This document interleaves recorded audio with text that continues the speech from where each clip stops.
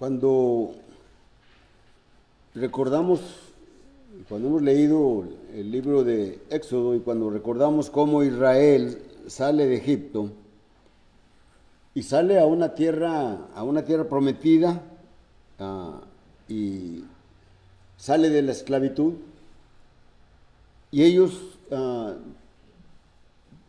tienen eso en su mente porque a través de las generaciones, empezando desde Abraham, les dio toda esa promesa de que sería la descendencia de Abraham una gran nación y heredarían la tierra, y por medio de esa nación serían benditas todas las familias de la tierra.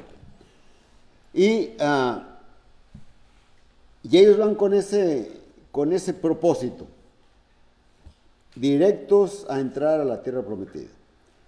Pero pasaron muchas cosas y el pueblo de Israel no entró a la tierra prometida. Los mayores de 20 años que salieron, todos los mayores de 20 años, excepto 2, no entraron a la tierra prometida.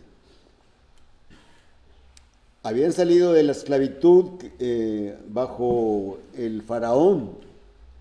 Bueno, salieron Dios les dijo que inmolaran un cordero de un año perfecto, un cordero perfecto, y embadurnaran la sangre del cordero en el dintel de la puerta y en los postes de la puerta. Y así el heridor no entraría en aquella casa y el primogénito libraría su vida. Bien, nosotros, 4000 años después,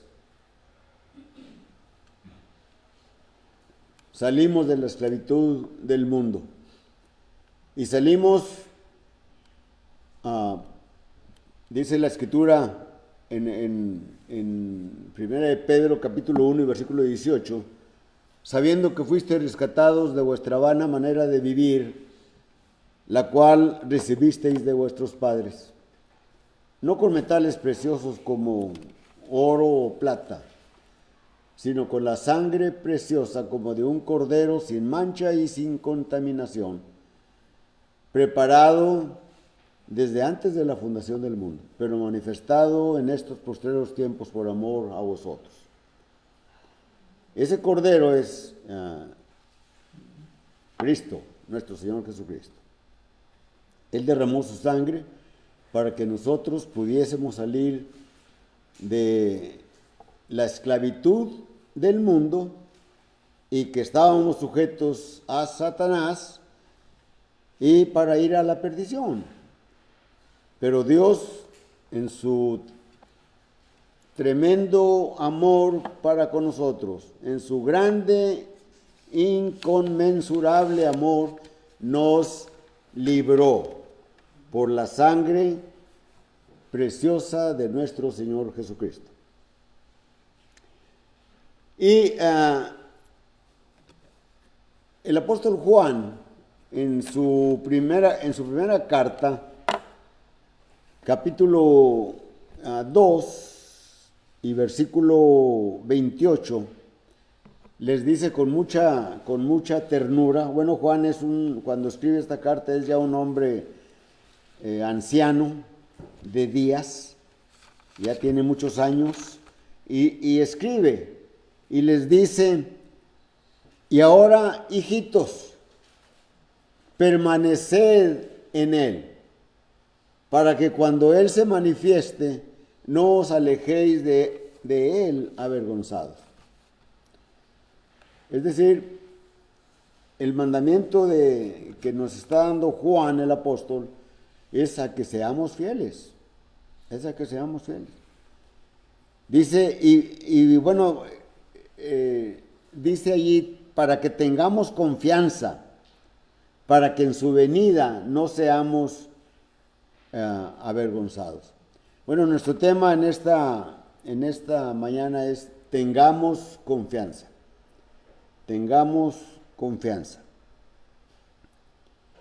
Y este es el versículo en el cual estamos centrando nuestra plática. Ahora, hijitos, permaneced en Él para que cuando Él se manifieste tengamos confianza, para que en su venida no nos alejemos de Él avergonzados. Es un mandamiento que se repite constantemente y de diferentes maneras cuando la Escritura leemos velad, orad sin cesar, etcétera, etcétera. Pablo escribe a los Corintios en su primera carta, capítulo 15, y versículo 58. Así que, hermanos míos amados, permaneced, estad firmes, dice, estad firmes y constantes, creciendo en la obra del Señor siempre, sabiendo que vuestro trabajo en el Señor no es en vano. El Señor fue prometido por el Padre Celestial. Desde Génesis, allí vemos el primer vislumbre de que Cristo vendría al mundo. Y aquí Juan, en este versículo en este texto que hemos leído, está diciendo que tengamos confianza. Y entonces allí miramos que el advenimiento de nuestro Señor Jesucristo, es decir, cuando Él venga en el día final, en el día en el que apartará a unos de otros, ¿verdad? Juan señala dos grupos, y esto es en cuanto a la manera o a la actitud que tienen esos grupos. Uno de ellos son los que tienen confianza, para que tengamos confianza, y el otro es para los que se alejan avergonzados. Y podemos mirar que Juan está escribiendo a la iglesia, y en la iglesia hay hermanos, hermanas, familias, hay ancianos, hay diáconos, hay miembros, hay predicadores, que pueden ser que en aquel día se alejen avergonzados. Es decir, estas palabras que el apóstol Juan está escribiendo son para nosotros. Cuando el pueblo de Israel salió de la esclavitud de Egipto, ¿verdad?, iban con ese propósito de entrar a la tierra prometida.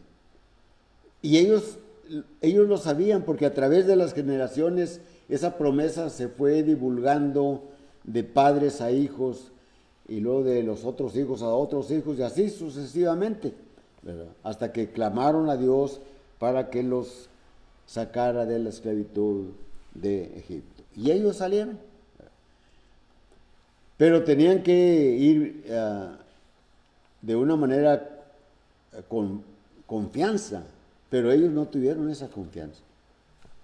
Ellos en el camino se rebelaron, no quisieron entrar a la tierra prometida porque no tuvieron confianza en Dios. Sí creían en Él,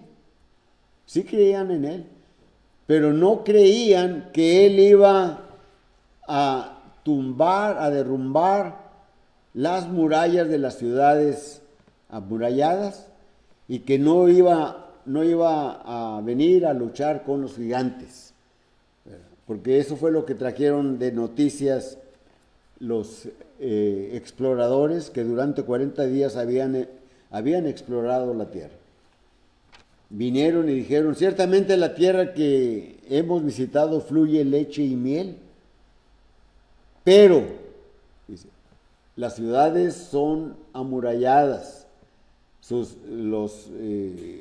ciudades seguras, vimos a los hijos de Anac, no podemos entrar. Pero sí creían en Dios, pero no tenían la confianza en Dios. Y por eso es por lo que no entraron, por ser incrédulos, no entraron a la tierra prometida la inmensa mayoría de los que salieron de de Egipto, solamente dos, Josué y Caleb.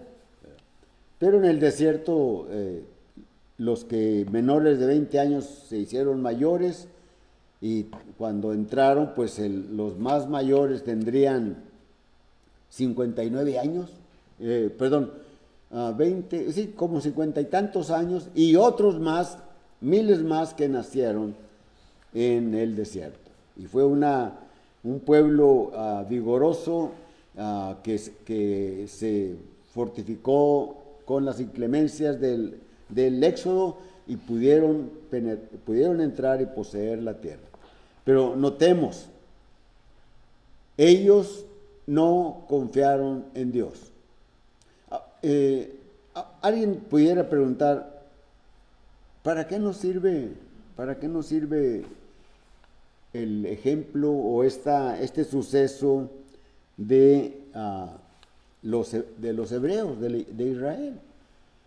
Pablo escribe a los Corintios en el capítulo 10 y versículo 11 y nos dice, y estas cosas sucedieron como ejemplo para nosotros, ¿verdad? Sucedieron como ejemplo para nosotros, para que no hagamos esto ni aquello, sino que vayamos siempre, para que tengamos confianza cuando Jesucristo venga por su pueblo, por su iglesia, por su reino, del cual formamos parte, de la cual iglesia formamos parte, de acuerdo con las Escrituras. Esto es lo que nosotros debemos de tener siempre en nuestra mente. El apóstol Pablo escribe en Romanos capítulo 15 y versículo 4, porque las cosas que se escribieron antes para nuestra enseñanza se escribieron, para que en la consolación y en la paciencia de las Escrituras tengamos esperanza. El pueblo de Israel tenía la esperanza de entrar a esa tierra que Dios había prometido a Abraham y a su descendencia. El Señor Jesucristo vino y murió para que nosotros tuviésemos vida. Pero nosotros debemos de permanecer firmes, fieles, constantes, creciendo en el Señor. Tengamos confianza. Vamos a ver tres puntos. El primero es que debemos de obedecer sus mandamientos. Ese es el primer punto. Para tener confianza debemos obedecer sus mandamientos. Cuando vamos al Antiguo Testamento, allá en el libro de Samuel, el primer libro de Samuel, Samuel fue el último de los jueces, y a él le pidió el pueblo de Israel que les nombrara un rey, porque querían ser ellos, Israel, como los demás pueblos. Ese es el problema. Ese es el problema que la iglesia tiene hoy en el momento.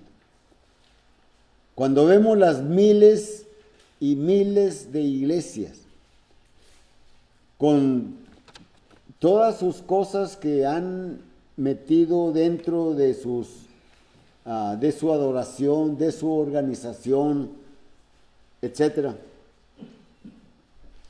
es porque quieren ser igual que las demás iglesias. Dicen, mira cuántos jóvenes tenemos en la congregación X de una denominación, ¿verdad? Y ustedes son unos cuantos jóvenes, un puñado de adultos. Ese es el problema, querer ser como los otros para sentirnos bien, para tener esa confianza. Pues eso no nos podemos tener esa confianza, pero es una confianza falsa, ¿verdad? Porque Dios demanda que sus mandamientos sean obedecidos. Por eso este es nuestro primer punto, obedecer sus mandamientos. Bien, decíamos Samuel en su primer libro, capítulo 15, versículos, cuando escoge a Saúl, dice el versículo 1, después Samuel dijo a Saúl, Jehová me envió a ti que te ungiese por rey sobre su pueblo Israel. Una responsabilidad muy grande. Le dice, ahora pues, está atento a las palabras de Jehová. Es el primer mandamiento que le da. Está atento a las palabras de Jehová. Versículo 2, así ha dicho Jehová de los ejércitos, yo castigaré lo que hizo Amalec. Este Amalec era un pueblo, los amalecitas, que hostigaron al pueblo de Israel cuando salieron de Egipto. Y hostigaron la retaguardia del pueblo de Israel y causó muchos problemas, ¿verdad? Y entonces Dios determinó que ese pueblo debiera de ser exterminado, debiera de ser quitado. Y entonces aquí tiene esta primera encomienda, o una de sus primeras encomiendas, es Saúl.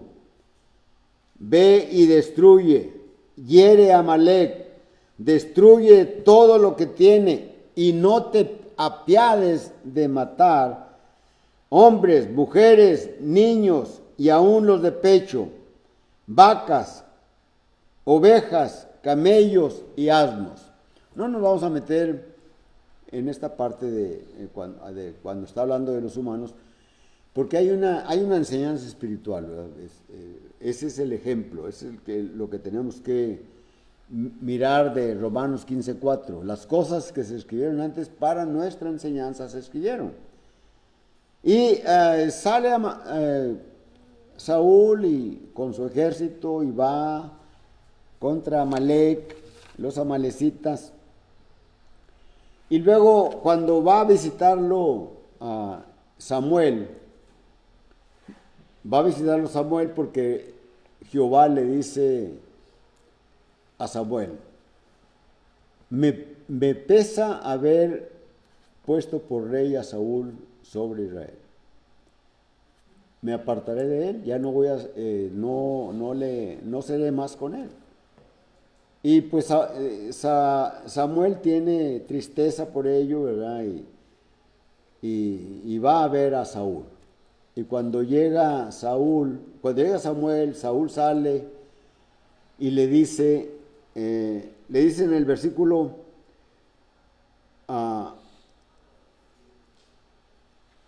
en el versículo 9, en el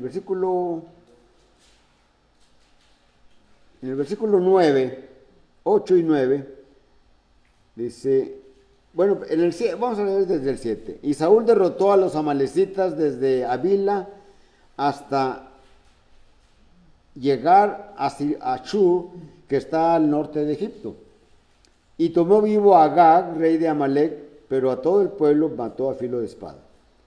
Y Saúl y el pueblo perdonaron a Agag y a lo mejor de las ovejas del ganado. Pero Saúl le dice a Samuel, he cumplido con la palabra de Jehová. Dice ahí en el versículo 24,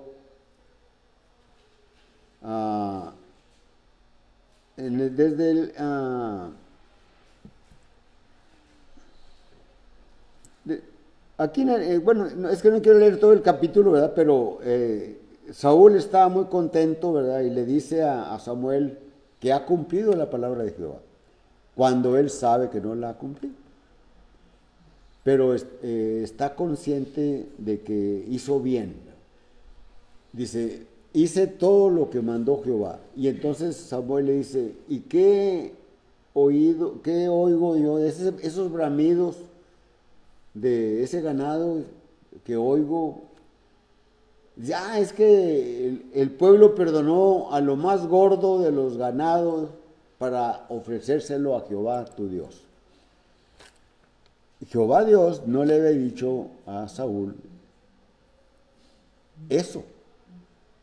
Entonces Saúl no estaba cumpliendo con la palabra que Dios le había mandado.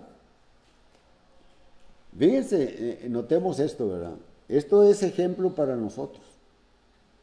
Cuando nosotros confesamos a Jesucristo, cuando le aceptamos, cuando nos arrepentimos de nuestros pecados después de haber confesado que Jesucristo es el Hijo de Dios, y fuimos bautizados, cuando fuimos bautizados, establecimos realmente un pacto con Dios, de servirle a Él. Él es nuestro Dios. Él es prioridad en nuestras vidas. Él es prioridad. El Señor Jesucristo dice, el que prefiera a padre o a madre más que a mí, no es digno de mí. Y el quinto mandamiento, ¿verdad?, que Dios da al pueblo de Israel, esos grandes principios, ¿verdad?, es el más valioso, es lo más valioso para el hombre, pero en la relación humana, ¿verdad?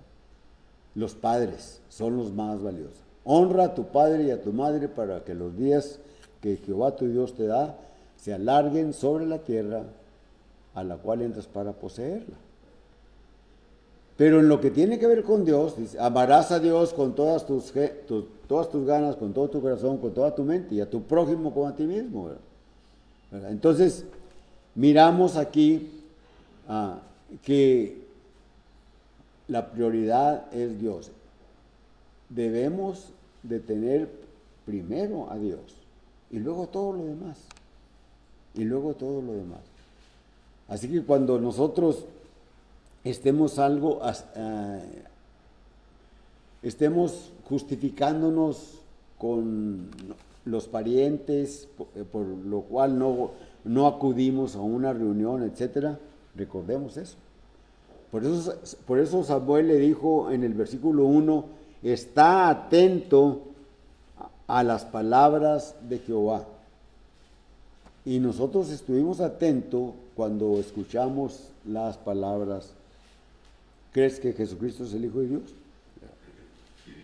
¿Qué es esto que escucho?, le decía a Samuel. Es decir, nosotros no podemos pecar deliberadamente, ¿sí? Sabemos que tenemos allí la palabra escrita y que nos dice, hijitos míos, estas cosas os escribo para que no pequéis. Mas si alguno hubiere pecado, abogado tenemos para con el Padre, a Jesucristo el justo. Ese versículo, ese texto, no es licencia de nosotros, para pecar. Nosotros caemos en pecado y es cuando vamos en oración, pero no vivimos en pecado, es la diferencia. Así que tengamos confianza cuando cumplimos sus mandamientos. Haz todo, le dijo Dios a Noé, haz todo así como yo te lo he mandado.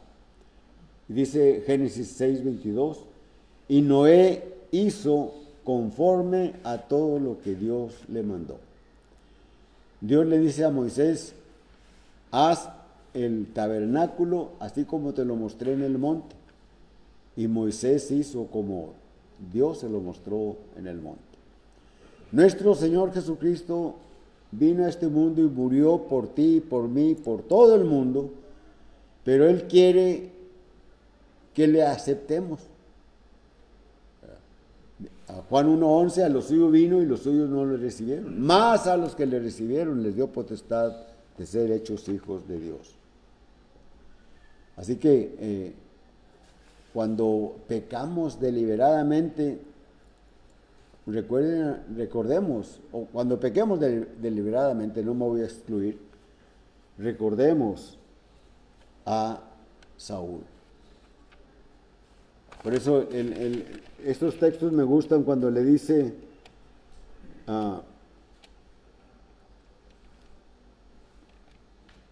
porque como pecado, el versículo 23 del primer libro de Samuel, versículo 15-23 de primer de Samuel, porque como pecado de adivinación es la rebelión y como ídolos de idolatría la obstinación.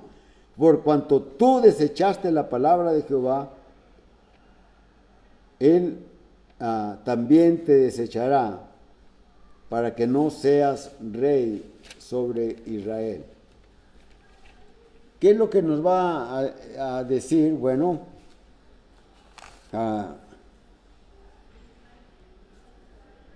no te conozco, apartado de mí, ¿verdad? El segundo punto que vamos a mirar, es, hay que reconocer los pecados.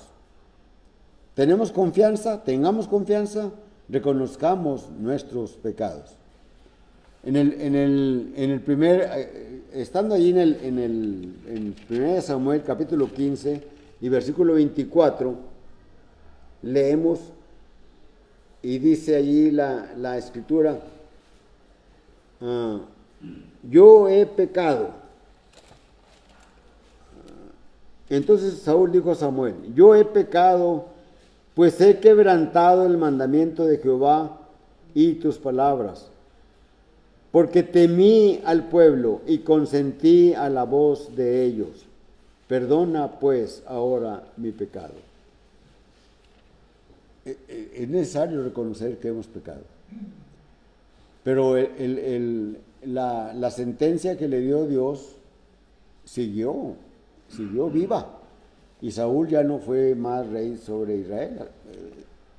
Le dejó terminar su reinado y luego vino el rey David. Entonces, reconocer los pecados. Hemos pecado, vayamos a Dios en oración. Dice en el versículo 28, yo le he dado a tu prójimo algo que él sí lo merece. Versículo 28 dice, entonces Samuel le dijo, Jehová es cuando rasga el manto de Samuel, Jehová ha rasgado hoy de ti el trono de Israel y lo ha dado a un prójimo mejor que tú. Hermanos, tenemos que tener cuidado de esto, ¿verdad? En el Señor Jesucristo, en el Evangelio de Mateo, capítulo 7 y versículo 21, vienen unos discípulos con el Señor en el día del juicio y le dicen, bueno, él les dice, no todo el que me dice Señor, Señor, entrará en el reino de mi Padre, sino aquel que hace la voluntad de mi Padre que está en los cielos. El que hace la voluntad de Dios es el que va a entrar. Muchos me dirán en aquel día, Señor, Señor, ¿no profetizamos en tu nombre y en tu nombre echamos fuera demonios y en tu nombre hicimos milagros? Y yo les declararé, nunca os conocí, apartados de mí, obradores de maldad. Es decir, no estaban reconociendo sus pecados que tenían ellos. Creían que estaban bien. Así que no basta decir y hacer y seguir llevando una vida igual que cuando antes de bautizarnos. Hay que hacer la voluntad de Dios. Recordémoslo al profeta Jonás. Dios le mandó que fuera y predicara a ese pueblo, a Nínive, y Jonás no quería hacerlo. Bueno, por fin lo hace, y va y se arrepienten, y Dios perdona todo lo que tenía determinado para Nínive. ¿Y para qué nos sirve esto, verdad? Bueno, hay muchas cosas que por los cuales Jonás le predicó a Nínive, o porque los ninivitas, ¿verdad? O los asirios no eran de Israel, ni mucho menos, ¿verdad? Pero Jonás salió de Jope, se embarcó allí en el barco donde después fue lanzado al agua y se lo tragó un gran pez. Bueno, pareciera que el Señor está diciéndonos, o le está diciendo a Israel, también los demás pueblos tienen derecho a tu esperanza que tienes tú. Y miramos que el apóstol Pedro predicó en Jope el Evangelio. Por primera vez los gentiles oyeron el Evangelio directamente de uno de los apóstoles. Entonces, recordemos eso. Los de Nínive se arrepintieron y fueron perdonados. Capítulo 13 del libro de Lucas, y versículo 3 y versículo 5, dice, no, antes, si no os arrepentís, todos pereceréis igualmente. Entonces tú tienes que arrepentirte para que tengas la confianza de que cuando Cristo venga, no te alejes de Él avergonzado. O no nos alejemos de Él avergonzados. Cuando Él se manifieste, no nos alejemos de Él avergonzados, sino que recibamos las palabras de venid benditos de mi Padre. Y esto es lo que anunciamos cada primer día de la semana, ¿verdad? Así que será una pena, ¿verdad?, para aquellos que escucharon el Evangelio y nunca quisieron nada con el Señor, ¿verdad? Recordemos allá nosotros a la carta que Pablo escribe a Tesalonicenses, en su segunda carta, capítulo 1 al 9, ¿verdad?, cuando está hablando de la tribulación de los cristianos, y a vosotros que sois atribulados, daros reposo, dice el versículo 7, cuando se manifieste el Señor Jesús desde el cielo. Y dice, y a vosotros, y luego con los ángeles de su poder, en llama de fuego, el versículo 8, en llama de fuego, para daros retribución de eterna, los cuales sufrirán pena de eterna perdición, excluidos de la presencia del Señor y de la gloria de su poder. Entonces, qué triste, ¿verdad?, que aquellos que no obedecieron los mandamientos, que no se arrepintieron y que eran parte del pueblo del Señor, fueron excluidos de la presencia del Señor. Entonces, tengamos esperanza. Punto número 3 es para que tengamos esperanza de aquella corona de justicia. De aquella corona de justicia. Muchos problemas vienen en nuestra vida. Enfermedades, muertes de seres queridos, pérdidas financieras, en fin, problemas con hijos, con hijas, con la familia, con los hermanos de la iglesia, con los vecinos, con muchos, en muchas maneras vienen problemas, ¿verdad? El apóstol Pablo, en segunda de Corintios, capítulo 11 y versículos 11, versículo 23 me parece, a ver.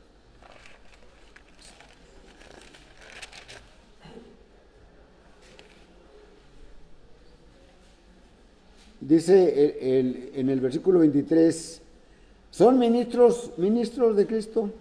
Como si estuviera loco hablo. Yo más, en trabajos más abundante. Y luego enumera un sinnúmero de problemas que él tuvo. En trabajos más abundante, azotes, cárceles, en peligro de muerte. 5 veces recibió 40 azotes menos 1. 3 veces azotado con varas, 1 vez apedreado, 3 veces he padecido naufragio, etcétera, etcétera. ¿Y qué hizo Pablo? Permaneció firme. Por fin fue puesto en la cárcel. Y en 2 de Timoteo, capítulo 4, y versículo 6 al versículo 8, él dice, porque yo ya estoy para ser sacrificado. Él está esperando la muerte. Y el tiempo de mi partida está cercano. Dice, he peleado la buena batalla. He acabado la carrera. He guardado la fe. Y dice, por lo demás, me está guardada la corona de justicia, la cual me dará el Señor, juez justo, en aquel día. Y no solo a mí, sino a todos aquellos que esperan o que aman su venida. Nosotros amamos su venida, por eso estamos reunidos aquí en este primer día de la semana. Por eso participamos de la comunión y recordamos todo lo que Jesucristo hizo y recibir la corona de justicia. Así que si recibimos algunos tratos que no mereciéramos, ¿verdad?, pues hay que admitirlos y demás. El miércoles, este miércoles pasado, les mencioné de que el día anterior, o sea, el martes, me hicieron una pequeña cirugía aquí en la nariz, ¿verdad? Por un cáncer de piel, ¿verdad? Y me dijo, véngase mañana, ya salió todo bien, dice, véngase mañana, y el siguiente día, el miércoles, pues me hicieron una horadación, ¿verdad? Y sacaron allí lo que estaba malo, y luego me arrancaron un pedazo de aquí, de un lado de la oreja, y me lo injertaron. Y les decía a los hermanos, ¿cómo me estaba doliendo eso, ¿verdad? Y yo estaba pensando cuando el Señor Jesucristo lo tiran al piso y le clavan las manos en la madera y los pies. Y él no dijo nada. Le pusieron una corona de espinas, rasgaron su cabeza, ¿verdad? Y a mí me hicieron esto con anestesia.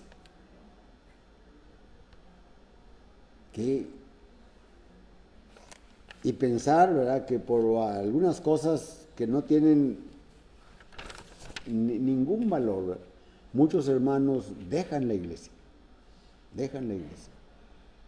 Por cosas que no vale la pena, ¿verdad? Nosotros nos reunimos porque, como decía el hermano, porque queremos estar para adorar a Dios, para cantar himnos de alabanza, para decir amén a las oraciones, para escuchar la palabra, para participar de la mesa del Señor, para traer la ofrenda para que la palabra siga siendo predicada. Yo vengo por eso, para tener comunión unos con otros, para tener comunión con nuestro Señor Jesucristo. Los demás vienen todos nosotros venimos con ese mismo propósito. Y miremoslo así siempre. Nadie viene para estar bien conmigo, ni yo para estar bien con usted. No, venimos para estar bien con Dios. Dios es la prioridad. Y qué bueno, gracias a Dios que nos permitió este día para estar juntos. Así que tengamos confianza para aquel día, cuando Él venga, no nos alejemos de Él avergonzados, sino que nos reciba. Así que si tú quieres ser parte del cuerpo del Señor y tener esa confianza, no tienes que hacer gran cosa. El Señor ya lo hizo todo. Lo único que tienes que hacer tú es confesar que Jesucristo es el Hijo de Dios, arrepentirte, pasar al frente y decir, quiero ser bautizado o quiero ser bautizado. La invitación es la predicación, pero cantamos un himno.